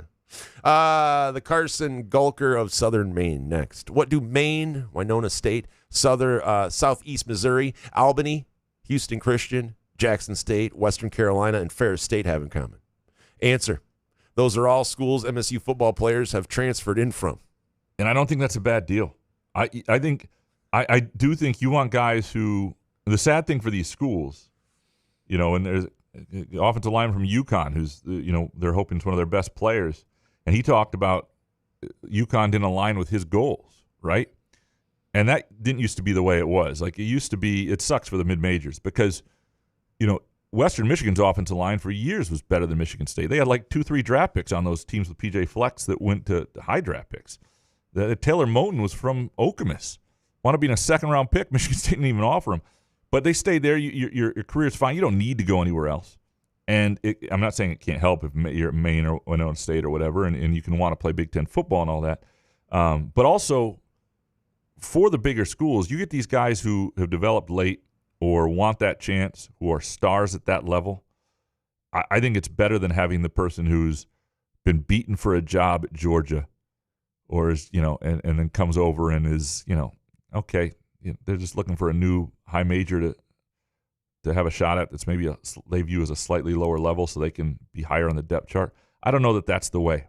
I'm not saying this is always going to work, but, Kurt Cignetti didn't win a national championship with guys from he wasn't the defensive coordinator at Florida. He was the defensive coordinator, or he was the head coach at James Madison. That's where those guys came from. They were ready to play at this level. I think in the transfer world and the number of guys that gets missed, and especially now that more and more high school guys are starting lower because there are fewer high school scholarships available, I don't think this is a problem. Sparty Barb next. On Tuesday's show, you mentioned possibly having Izzo on as a guest. Have you considered inviting Robin Freilich, Adam Nightingale, or Jeff Hostler? I'd love to hear their thoughts and expectations on their upcoming seasons. All three teams have a great chance at big postseason runs. Yeah, absolutely they do. And, we probably should have Freilich and Nightingale and Hostler on at some point. Now, it's the same deal. But the LSJ goes first. Yeah, I just can't do it. I haven't done a piece on MSU hockey since they lost, and I probably should do it for the LSJ first. And that does get in the way sometimes, and that's on me because those are all people we could have on who would be great guests, who would, Hostler, what he's done with MSU women's soccer that's underway is an incredible story. And, Freilich, I think this is a big year for them there, and I really respect her basketball mind, and she got an interesting roster. So, yeah, no, you're not wrong. Shep next. What happens during the 2 to 5 minutes of porn music prior to the show starting? Is Jason cranking his hog to 90s Carmen Electric VHS softcore? Is Graham listening to the Les Mis soundtrack while quietly sobbing? Is the intern wiping Ebling's lukewarm ass crack sweat off Graham's seat from the previous show? I need to know. All of the above. All of the above. Kurt Wisniewski, will the FIFA World Cup become less popular, expanding to 64 countries? I don't think so. I think people really like expansion. I still think expansion, the NCAA tournament isn't ideal. I understand for people like me, we'll still watch all the games. I think it's going to hurt the casual brackets and all that stuff. I don't think it's necessary. I don't love it. I think with the World Cup, 48 wound up being cool because it became less exclusive. It still kept out Italy. It's still hard to qualify in Europe, which is strange. But you get to 64. The reason I like it is, first of all, it'll still be around a 32. It'll still be the not. You'll have to win, be in the top two in your group to get out. Knockout round will still be the same. Fewer third place teams in the group will get in, and hopefully there's less qualifying. And I hate the international breaks and all that stuff. If we can knock out a couple of those and make qualifying a little less, I don't know if that'll ever happen. I would be pretty thrilled. Sorry, you awake? Hey, yeah, man. Sorry. Yeah. Sorry. Kurt Wisniewski, what are your 5 grounded evidence-based predictions for MSU football this season? Yeah, I got none yet. Grounded in How evidence. about one? That's grounded. That it's okay that we got a transfer from Winona State? No, I think that was bold, dude. Yeah. That was great. I am curious to see the offensive line this year. Every time they rebuild and they rebuild, Curious. It's the only thing I want to see. Yeah. But no, grounded in evidence is I just think if Nakai Martinez is healthy, and I think the defense has a chance. Like, I think he's an important player. I think the defense has a chance to be spirited and solid, and that's just based on. I don't know. I'm trying here. It's Sorry. okay. We can just do the Sorry. next. It's fine. Money bag. Agree LeVar Woods could be a fun difference maker this year, but one question. Is there a human on the roster that's capable of kicking a football? They're planning to no, there is not. It's probably, damn it. Yeah. Well, that's going to suck. Yeah. All right, Ralphie. 3-column week. 3-column week, says Ralph. Any more coming? Word on message boards is we may have a new AD announced soon, early next week. Hint, he's a Bronco. Yeah, I think that's going to happen, and I think I'll be out of town and on vacation. And it's okay. Tim Stout has it from here. Yeah, I'm sure he'll be there. He's been on this the whole time. Yeah, I'm sure he'll be there. He broke this like 3 weeks ago. Yeah. Keep an eye on this guy. You can't say keep an eye on it and call it break it. And that's not breaking it. You can if you're the dean of sports and been here 70 years. You can say whatever you'd like. Do you know how many media availabilities Tim Stout's been at since I've been here? 0.0. I think he's been to 1, but that's about it. You saw him there. At some point, I think it's because his son was doing something. I was about to say. Yeah. Or once he showed up. Yeah, sunglasses and the whole bit. Maybe one more column that it may not run nobody over the weekend or early next week. One more MSU football column. It's just sort of some thoughts I have on a couple things with a couple players, but nothing like the Sam Schultz thing right away. But I'll be back soon. Ralph, so happy football camp and hoops recruiting is here. You guys have no idea how hard it's been to prop you up with dead season content that gives segues to such entities as Front 43 Neighborhood Pub and Cask and Company and Groovy Donuts. We appreciate you, Ralph, because, it's always Front 43, Cask and Company, and Groovy Donuts season. And keeping me updated on Mad Dog's show, Ralph. Thank you so much. Yeah. And the links and everything. Absolutely. Mad Dog, by the way, I spoke to him yesterday. Oh, yeah? He would like you and I to come on the show. What day? What if we go on together? Would you do it for the theater of it? I don't know. Me and you and Mad Dog? I don't know, dude. It would be fun. At Channel 6? I don't know, dude. I would. When is he taught? When? He would do it any time. But we would just figure it out time. I don't know. It would be fun. We could tweet it out from we could have fun with it. Don't you think? I don't know. Yeah, I don't know. I don't know. I just thought about it. Because if I agree to that, then I'll just dread it. You know what I mean? It'll be 2 weeks away, and I'm like, oh, fuck. So it's got to happen like this. It's got to be like he goes, hey, you guys do it tomorrow, and we're like, all right, we're just in. Let's just go. Let's just do it. Yeah, then I'll dread it for the next 48 or 24 hours. Yeah. Yeah. I mean, it doesn't matter. Yeah. That's the way my brain works. Big John Hogg, Couch, have you seen Deadwood on HBO? Your spitting image of the reporter on that series. I've heard that before. I plan to at some point watch it. I wanted to watch it. Deadwood is a great example of something I don't think should be allowed to happen. Deadwood got canceled, and I know they came back and did a movie of it, but that pissed me off. Once I knew it got canceled, all that meant is they didn't have an ending that got to wrap up. Like to me, you should not be allowed to cancel a show without wrapping it up. If you're going to cancel a show, give the writers 6 episodes notice so they can actually tidy up a storyline. I'm never going to begin a series if I know it just ends because they canceled it. And so that always bothered me about Deadwood, even though I heard it was a great show. And so if I hate that stuff. If you're going to cancel a show, let them wrap it up, come back with a 1-hour special, whatever you need to do, let them wrap it up. Have you watched The Sopranos? Yeah. Oh, okay. Most of it. Okay.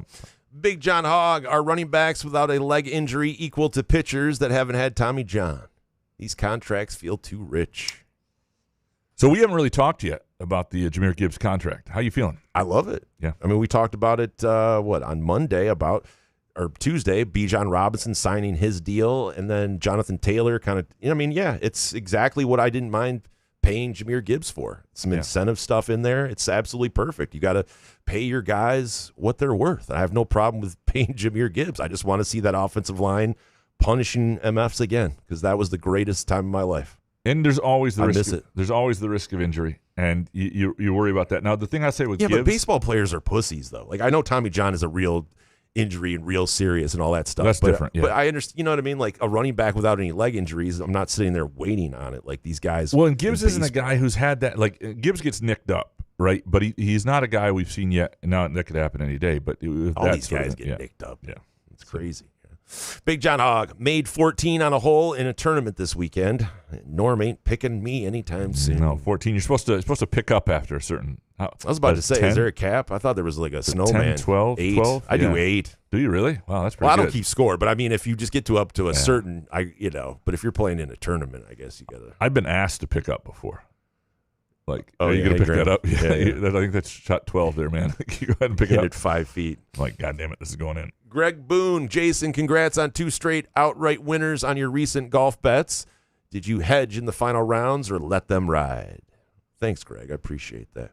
I rarely hedge. If my bets are out of it, like Thor Bjornsson was kind of like he wasn't really in it until the back 9-ish. So I did throw some on Chris Kirk to take that because it was just I don't know, but it wasn't to hedge Thor Bjornsson. Like if a guy is in the lead or top 3, I usually don't like to hedge. I don't cash out. I don't like to hedge. I just let it happen. But no. And by the way, Couch is the hedge king. Yeah, I am. They say hedging's for gardeners and me. This guy. Look at if on fire. Yeah, no. But if you want to tail Norm's picks, download the Firekeepers iCasino and Sportsbook app. You can do so every week. Norm is, he won't hit every week, but here's the thing: when you hit a few like 40 to 1 to 80 to 1, that sort of stuff, you don't have to hit them that often. And Norm's going to hit enough to keep you in the red. There's golf podcasts that I listen to where these guys tell me they haven't hit an outright winner in like 2 years, and I respect what they do. Like it's golf betting. Like my friend John said, is one of the hardest, especially PGA, is one of the hardest things you can do. They should listen to tennis podcasts because there are tennis bettors who will hit 4 or 5 outrights a year that are long shots. On these tournaments. Sure. And they're just better. Tennis, you would say, is easier to bet on than at golf. Correct. Obviously. It is, yes. Yeah. Jarrett, do you think if Kalen Lucas sits out the year after the Achilles, he and Draymond win a championship? I never thought about this, and I, hadn't covered the end of those Kalen Lucas teams. And people were pretty sick of each other, including, I think, Kalen Lucas and Draymond Green at that point. But if that could have worked, I mean, if you put Kalen Lucas on that team instead of Keith Appling as a sophomore, maybe. I mean, the problem with that team ultimately is that Brandon Dawson tore his ACL, and that team wasn't going to win a national championship without Dawson. So I think you'd need that injury not to happen. Jarrett, next. Jason, pick one. You're the star player on Izzo's second natty team or bench player on the Lions Super Bowl winning team. Wow, Jared, this is actually a good one.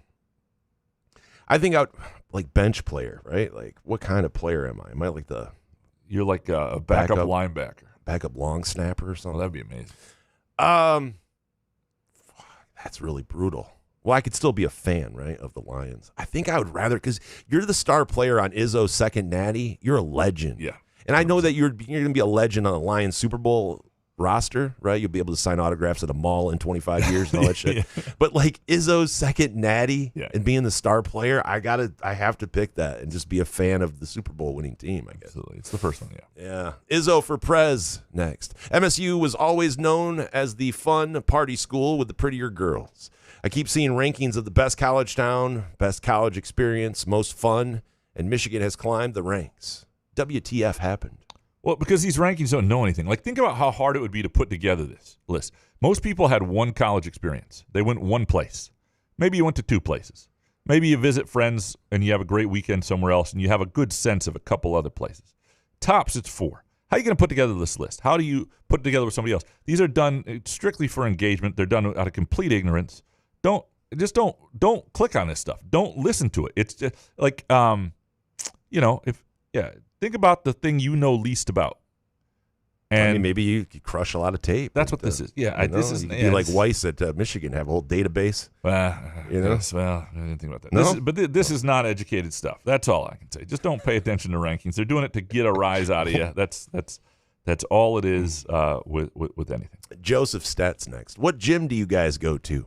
My wife said she'll get a 1-day pass and oogle you. She'll be the smoking hot redhead in a semi-tight yoga pants. Semi-tight? Yeah. I go to the Westside YMCA here in Lansing. She wears baggy yoga pants. What do you mean semi-tight? They're all tight. All the yoga pants should be tight. No? I would love it, though, if somebody oogled me. I've said this before. Nobody's ever oogled me. Couch wouldn't know what to do with himself. If there was a smoking hot redhead in the gym, I would drop wearing the bar semi-tight or really tight yoga pants. Dude. I would drop the bar on my neck. She was just staring at you, dude. I'd be dead. Because I would try to lift too much weight. So you remember in this show, and people may not remember this, in 2018, we went in and I said I could bench press 225 12 times. With your short arms. And I could, yes, my short arms. Yes. So the other day, I'm not trying to lift that much. Again, I'm 8 years older, and I haven't been lifting as much. But I just threw, basically like 100 pounds. I threw like 125 up. And could do it, about 12 to 15 times. But it's 100 pounds less. It's a lot easier. if that happened to me where I was being oogled, I would have thrown like 375 on there and been like, all right, here we got to go.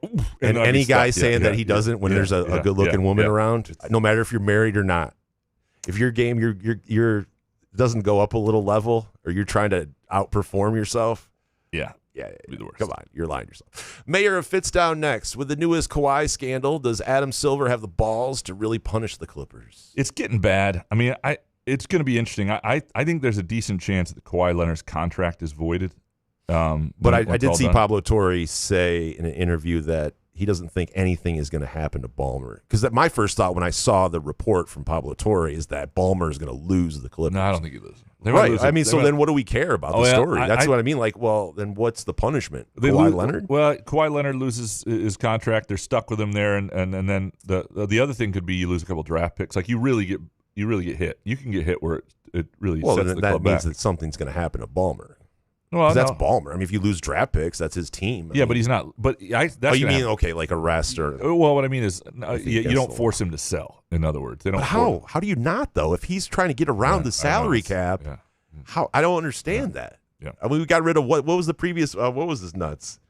What the owner guy? Oh, the owner in the Clippers. Hold on, Clippers. The what's when Magic Johnson had those AIDS? That guy. Donald Sterling. Yes, Donald Sterling. That penis. They got rid of him. I mean, did he do anything like that around the salary cap? He was just a penis. Well, the problem, but that was different. This will be interesting to see what they do. And the funny thing is, the reports are that Kawhi was trying to do this in Toronto, and the Raptors wouldn't do it, and that's one of the reasons he left. And now they got him back. There's a lot some irony. Is Kawhi Leonard a genius, though? I mean, the guy sits there and he plays 12 games a year. And he's got all this shit going on the side with his uncle and everything. But he's a guy who could have been a legend a lot of places and is going to be remembered differently. Oh, he'll still be remembered as a legend. I don't know. To a lot of people. Come on. He's NBA. It's the Hall of Fame. I mean, he's getting in. Kevin M., what is Nolan really learning? And how many credits is this internship?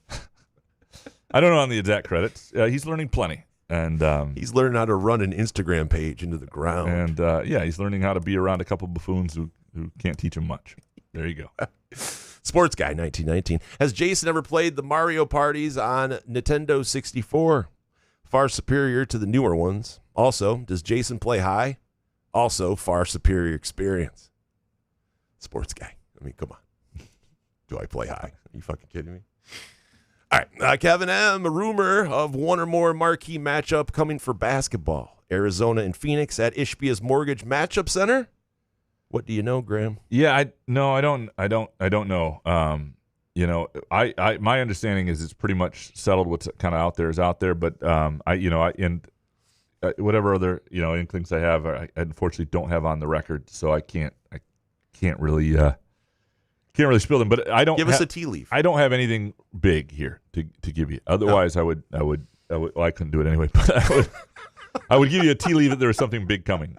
I would say. What a broken tea leaf that was. That's awful. I'm the worst. I know a little bit, but it's just worthless information. Ben Chulik, Yahoo's college football podcast, said Greg Williams was at the Louisiana governor's mansion for a meeting about the future of financing LSU athletics. He was there to share how Spartan Ventures works. Should this impact our expectations on how successful Spartan Ventures will be? No, this is LSU. I would not. But it doesn't mean it won't be successful. I think Greg Williams is obviously a smart guy, and I think Spartan Ventures is something people are curious about, right? There are other things that are sort of similar to it, MSU is all in on it. I mean, there are lots of employees at Michigan State who are now employees of Spartan Ventures, so there's no going back. E4 next. If MSU has a significant turnaround with Coach Fitz, how deep are MSU's pockets? We hear about Ishbia's support, but MSU has 3 more professional sports owners among its alumni. Do Magic, Tom Gorse, or Dan Gilbert provide financial support to the athletic department? To some degree, occasionally have. Dan Gilbert's given, an okay amount. Not generally, no, right? And so these are not people who are going to carry your athletic department financially.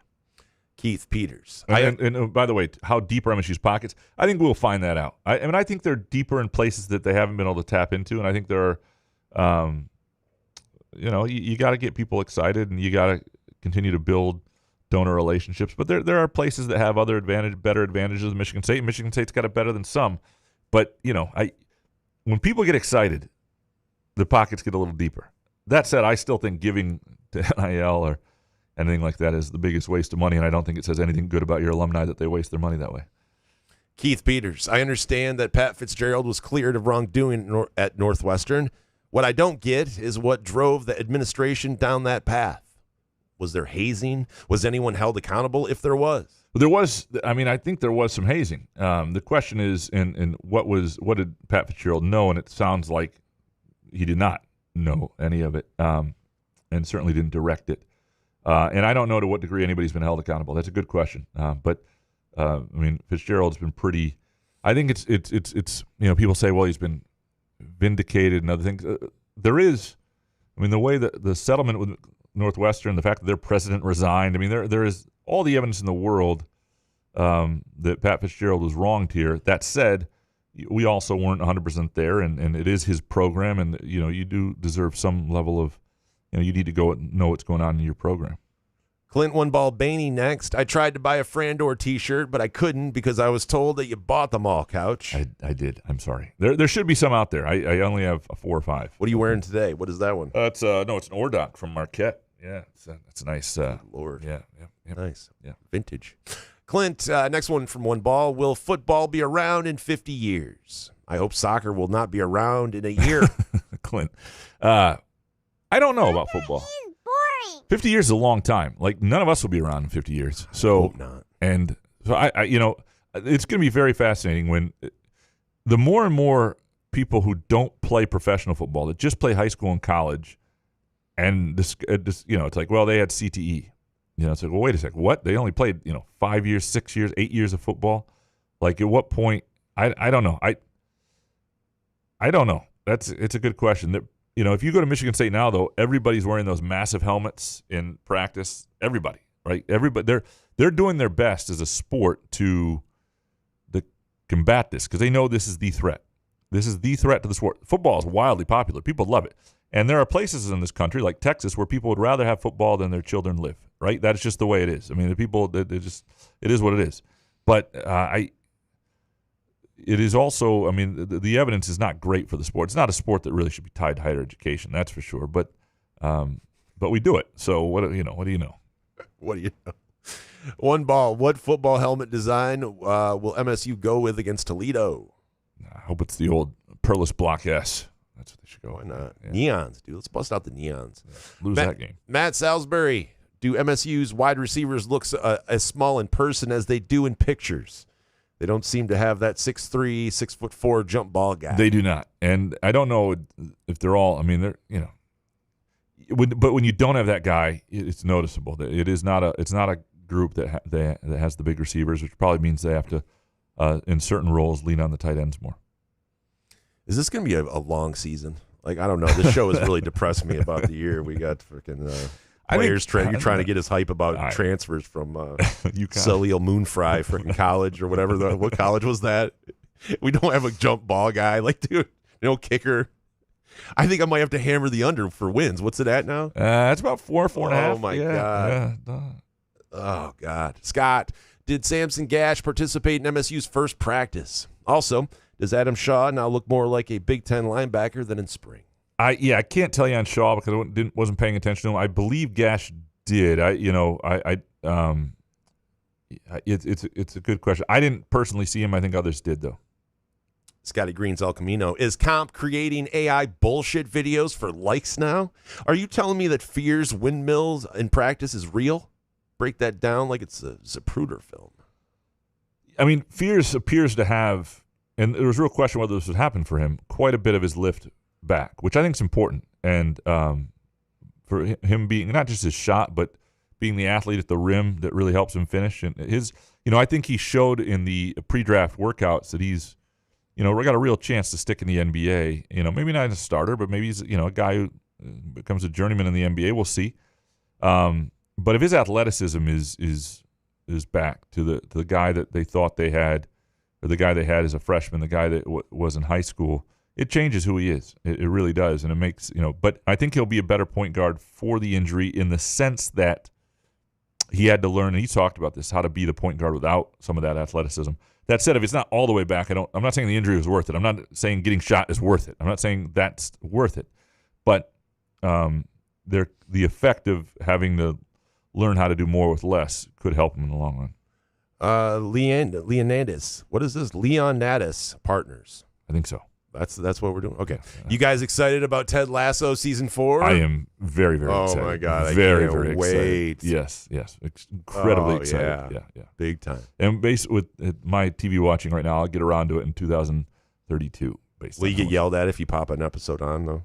No, I wouldn't. Aren't you supposed to be in bed? No, I can, Cora, here's some Tylenol PM. So sleep a little. Soccer is boring. That's right. Scott, is Gianni Infantino done as FIFA's boss, or will he survive this and win a re-election in the spring for another term? I don't know. Because here's the thing. He will try to bribe the smaller countries. And a lot of those countries, they get an equal vote, right? So that's the thing that you have to watch with him. There are a lot of people who want him out, though. His own people are leaving. I mean, in theory, but he's also brazen and I don't, what he was trying to do with this private equity deal also was promise some of these smaller countries an awful lot of money, game-changing money for their federations, and he will try to bribe them. So I put nothing past him at this point. Skyler next. Graham, how do you feel about MLS changing calendars to align with Europe? I get they did it for transfer window purposes, so you don't lose good players at the wrong time to Europe.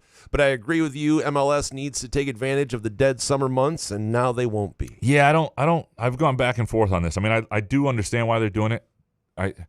The problem is, if you're MLS, like right now is a hot time to be playing. There's not a lot else going on, and the fact that if you're going straight with the European calendar, maybe you can stretch yours out a little more. If you're ending in mid-May and starting in late August, in this country, you're just punting on some of the best weather months to be at a stadium. I don't think I would have done it. And I understand maybe they will get some better players because it helps if you're in line with the rest of the calendar.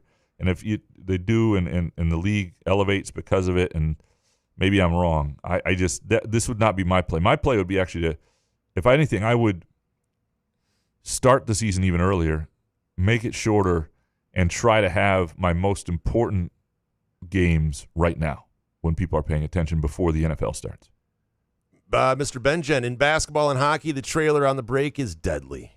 Why don't soccer teams hit the trailer on breaks such as counters? They do on count. I mean, you see the guy coming. I mean, you cross it, and the guy's coming sliding in, and they try and punch it in. It's not the same sport in that sense, but and it's harder, I think, to kick something backwards at full speed than send it with a stick or a pass. But in basketball, they do to some degree, absolutely. Benjen, if there's such a thing as a new coach bounce, why don't teams just switch coaches every 10 games or so? Because you would lose that bounce. If every team knew their new coach was going to get fired in 10 more games, then they'd be like, the idea of the new coach bounce is like, all right, this is fresh blood. This is the new guy. Like, you have to have optimism that the guy who's just come in is now your coach. And if you knew that guy was also going to be fired trying to get a bounce in 10 games, it would lose its effect. Hans Jurgen, do you hate autograph seekers? Grown-ups who they have a stack of stuff. Yeah. There are certain types of kids I don't begrudge. I think it's really cool if you're a kid, and I don't begrudge that I don't mind at all. It if you're an adult and you're trying to get something for your collection, like meaning if you have some like autograph or like a jersey or something you wanted autographed by the player.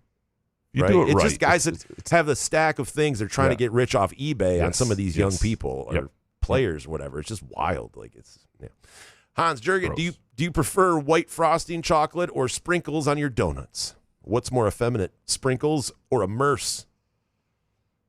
Oh, it doesn't matter to me. I'd carry a merce and I'd have sprinkles. I think I carry a merce almost. I think. Yeah. Nothing wrong with a merce. In fact, my cooler is practically looks like a European carry-all or purse or whatever you want to call it. It's like an igloo type thing. But yeah, no. What do you put in there? Like a couple beverages. Yeah. It's nice. It's a nice little. Yeah, it's a cool little pouch. But anyway, nothing wrong with sprinkles and sprinkles on a groovy donut. In fact, I believe there are sprinkles on that. Hold on, give me 1 second. Yes, no, there's sprinkles on that. There are. They have sprinkles right now on many of their classic donuts, though, and they're a lot. Yeah, if you want sprinkles on your donuts, go to groovydonuts.com. You can order donuts with sprinkles. You can order donuts, and this cherry cheesecake donut I've talked about for a while. It is available this weekend only. Do not miss it. It will be part of my weekend. I hope it's part of your weekend. groovydonuts.com. 2 locations, Lake Lansing Road in East Lansing, and also in Williams. Did you say .com? You were so excited there for a second. I got a little off. Yeah, we'll just fix that in post. Hans Jurgen, is there sprinkles? Hans Jurgen, I was recently at a tourist site and offered to take a photo of a couple. Moments later, the husband asked if I would take the photo again because he didn't like the look of his hair in the cell pic. His wife said he was worse than a woman. Should I have refused to take the photo and punched him? I would just stay out of it. Just stay out of it. That's what you do in these situations. Well, that wife, huh? She doesn't care. Yeah, that's because of the hair. Like, I understand, like, because Treese loves to take pictures of places when we go places, and people have taken photos. Like, I don't have 2 good angles, but I would never say because of my hair. Yeah. Like, yeah, you grab another one, I look like ass or something like that, you know? Yeah, I mean, she likes to post those sometimes. So I've had issues with man boobs and a couple angles or things like that. You're like, we're not going to, that's not great. But this is why when somebody offers me, I try to take like 4 or 5 quickly with the phone and a little bit different. So, because you are trying to give them a memory that they actually, because ultimately it's not just the Grand Canyon's behind them. They're thinking, how do I look at this Grand picture? Canyon's in front. Look at those titties. Hans, would you rather eat Spam or a penis-shaped cream stick donut? I would eat the penis-shaped cream stick donut. Why not? It's a I'd donut. almost rather eat a penis. Like Spam, no, it's a donut. Spam, penis by itself. Get rid of the cream stick donut part. It's just a donut. Spam looks like Norm's wet food, and his wet food is disgusting. I'd rather cleaning up his turds is easier than his wet food. It's so disgusting. I can't imagine. I always think of like an old person eating it because that's what you'd hear back in the day. It's like, oh, that old lady up down the street, she's eating cat food. Yeah, Spam, I have zero interest. No. Yeah. Get out of here, Spam. Jerk guy. Is it possible that there was a psychological effect on the Tigers that losing Skubal made them better? I do think that unlike the time he got hurt early in the season, where I do think it was a psychological hit, and then they were awful, I think they were probably as fatigued as we were about this whole drama. I think they're like, we're not that bad, so. And let's just move on. It's time. And I think the schedule helped, but I do not think losing him hurt. It was like, this is done finally. I mean, Skubal did say there was a lot of crying when he was saying his goodbyes, so maybe that they were trying to shake off how, like, Well, and in that moment, they were probably sprinkly that was. Oh. And so they were like, man, we got to man up and start playing some ball, boys. There we go. Jerk guy, did you ever figure out who would play Pat Fitzgerald in a movie about it? I did not. I'm sorry. I will continue. Ask this one every week, and then we will come up. Mel Gibson. There you go. Upper Deck Jerk guy, did you embargo any stories yesterday? Well, it's hard to do that when everybody's there with their cameras. Hey, you got it on YouTube. Yep, I'm here covering MSU football. That's me. Is that Harns? No, that's just anything. I'm kidding. All right, finally from the Jerk guy, if you could only see one band in concert ever again, who would it be? Oh. Like living or dead? Oh. Yeah. Like, I really wish I could see the Grateful Dead again. Like, if we're talking about bands that are, like, a lot of them are dead.